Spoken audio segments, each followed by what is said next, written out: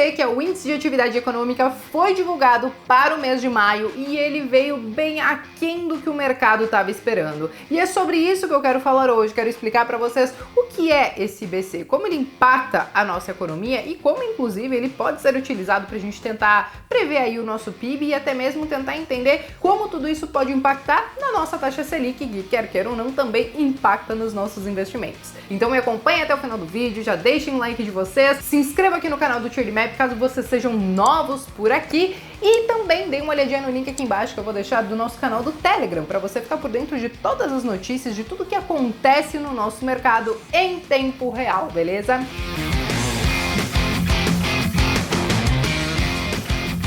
Vamos falar então sobre o tal do IBC, né, que ele foi divulgado para o mês de maio, e o IBC nada mais é do que o Índice de Atividade Econômica do Banco Central. Ele tem ali uma métrica até muito mais simples do que o cálculo do nosso próprio PIB, mas basicamente ele considera então o setor de indústria, comércio, serviço, agropecuária e também os impostos, né, que acabam incidindo sobre essas atividades.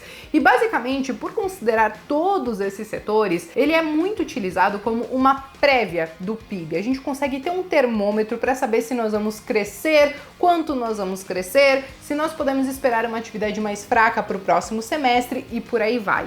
E basicamente o que a gente teve então para o mês de maio, gente, é isso que vocês estão vendo na tela nesse gráfico, que foi um recuo de 0,11%. É o segundo mês consecutivo que a gente vê um recuo nesse indicador e aí que a gente começa a se questionar. Será que isso pode impactar a gente negativamente? Porque até então, o primeiro trimestre, aliás, o primeiro semestre como um todo, era meio que um consenso do mercado que sim, nós teremos um crescimento em relação ao PIB. A gente já teve o primeiro trimestre divulgado, onde a gente cresceu 1%, e aí o que acontece? Para o segundo semestre também já é um pouco esperado que essa atividade econômica ela possa ser reduzida, não somente pelos índices de inflação, mas pela própria taxa de juros que está relativamente alta e tudo que está acontecendo no mundo também. Nós estamos vendo, por exemplo, uma quebra na cadeia produtiva por conta de tudo que está acontecendo lá na China, aquela política de Covid-0 que eu já falei em outros vídeos por aqui, e tudo isso pode sim impactar na nossa indústria, no nosso comércio, e tudo isso também acaba impactando nesses índices que eles são divulgados. E é importante a gente ficar atento a tudo isso, porque tudo isso pode refletir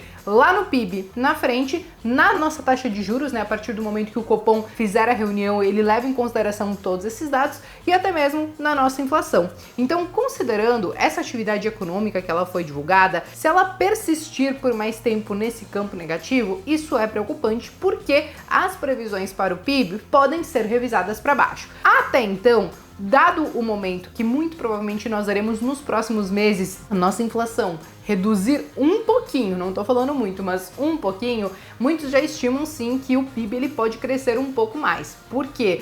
Nós temos aquele boletim Focus que sai toda segunda-feira, né, que é divulgado, e sim, nós sabemos que como é divulgado toda segunda-feira, as ideias elas podem mudar o tempo todo e por isso que muita gente olha para o boletim Focus e entende que muitas vezes eles acabam errando alguns indicadores, né, algumas previsões e tal, mas a gente está sempre de olho no que está acontecendo. E basicamente o que saiu no último relatório foi que o PIB, ele até então iria crescer 1,59%, mas agora a previsão é que ele cresça pelo menos 1,75% para 2022. Isso por quê? Porque eles também acabaram revisando os próprios índices de inflação para baixo. O IPCA, por exemplo, eles revisaram para baixo para 7,54%. E sim, gente, isso é possível de acontecer justamente por tudo que está acontecendo nesses últimos meses. Nós tivemos aí a PEC dos combustíveis sendo aprovada, então a gente já viu consideravelmente uma redução no preço dos combustíveis. Em vários estados essa redução foi mais de 10, 15, em alguns lugares mais de 20%.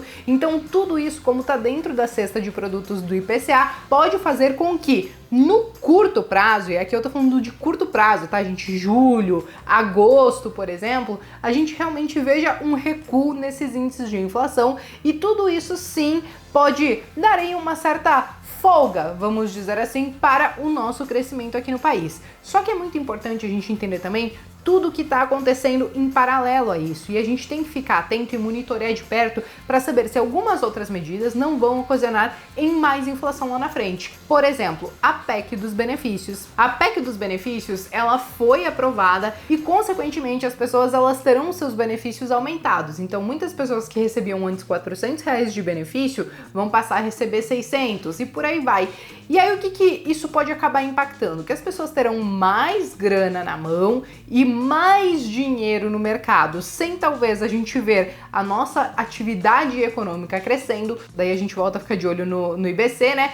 Tudo isso pode gerar mais inflação lá na frente. Então é muito importante a gente ficar de olho nesses indicadores, é muito importante que vocês entendam o porquê eu tô trazendo o IBC hoje, porque vocês, a partir de agora, sempre quando vocês olharem os índices de inflação, vocês vão dar uma olhadinha nesse IBC, toda vez que vocês entenderem que tá tendo um certo tipo de expansão monetária, nós vamos acompanhar mais de perto a atividade econômica para saber se ela tá crescendo junto, porque se ela não estiver crescendo, mas você tiver mais grana na praça, mais dinheiro na mão da população, tudo isso pode resultar em uma inflação maior lá na frente. E aí, olhando toda essa conjuntura aqui, existe um ponto muito importante, é um último elemento que eu quero trazer para vocês, pra gente ficar de olho, inclusive, na próxima reunião do Copom, né? Por quê? Hoje nós estamos com uma taxa de juros de 13,25% ao ano. E sim, nós temos uma inflação de 2 dígitos, um pouco mais persistente, né? Nós temos aí no acumulado dos últimos 12 meses mais de 11%, nós chegamos a estar com mais de 12%, né? Então a gente deu uma trégua, vamos dizer assim, lá do topo que a gente teve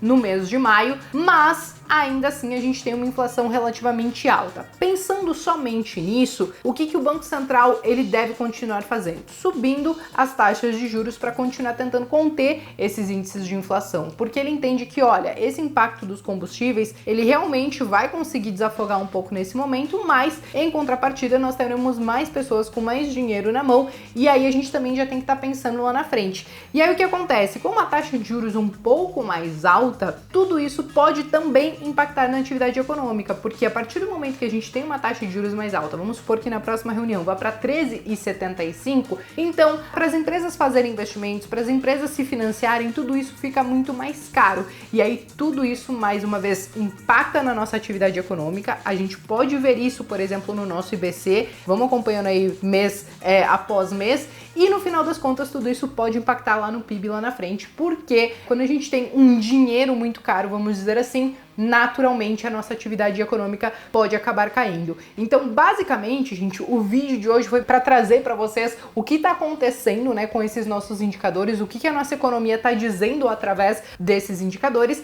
para a gente prestar muita atenção mesmo em tudo que está sendo feito hoje e que pode acabar impactando lá na frente. Num curtíssimo prazo, sim, eu vejo uma melhora, mas eu acho que o ponto principal é a gente ficar de olho em como todas essas medidas que estão sendo feitas nesse ano de 2022 podem acabar impactando, por exemplo, lá em 2023. E se nós tivermos aí talvez uma inflação voltando a subir e muito mais persistente, a gente pode continuar vendo sim taxa de juros subir mais ainda.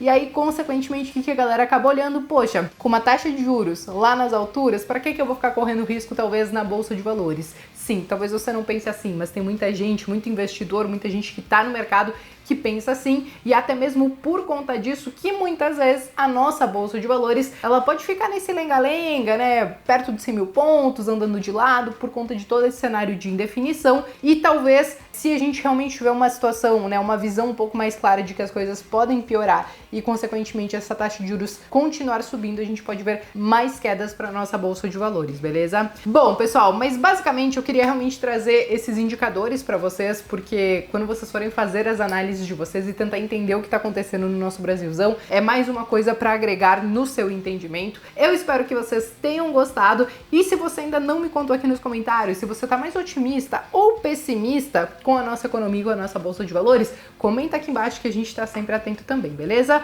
Um beijo no coração de todo mundo e eu vejo vocês então no próximo vídeo.